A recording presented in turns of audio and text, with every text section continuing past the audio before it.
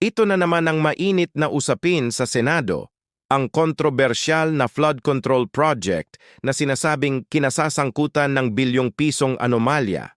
At isa sa mga matapang na senador na nagsalita rito ay si Senator Rodante Marcoleta.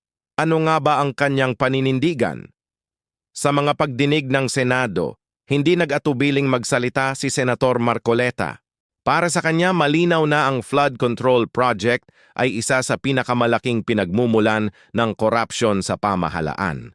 Kaya naman, iginiit niyang dapat busisiin hindi lang ang mga kontrata, kundi pati na rin ang mga opisyal na pumapabor dito.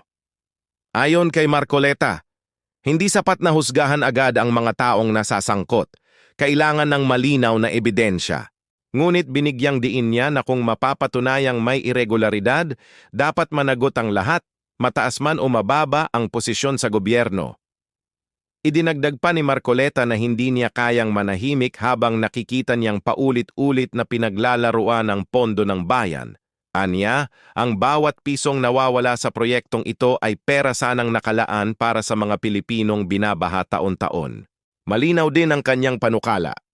Mas mahigpit na monitoring, mas transparent na bidding process at mas mabigat na parusa sa mga kontraktor at opisyal na mapapatunayang sangkot sa katiwalian.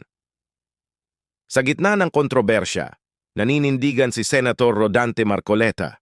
Walang dapat palampasin at walang dapat protektahan. Kung ang flood control project ay proyekto para sa tao, dapat tiyakin na ito'y tunay na magliligtas sa mamamayan, hindi sa mga bulsa ng iilan. Ikaw, ano ang tingin mo sa paninindigan ni Senator Marcoleta? Siya ba ang magiging tinig ng katotohanan laban sa flood control scandal? I-comment ang inyong opinyon sa baba at huwag kalimutang mag-like at mag-subscribe para sa iba pang political updates.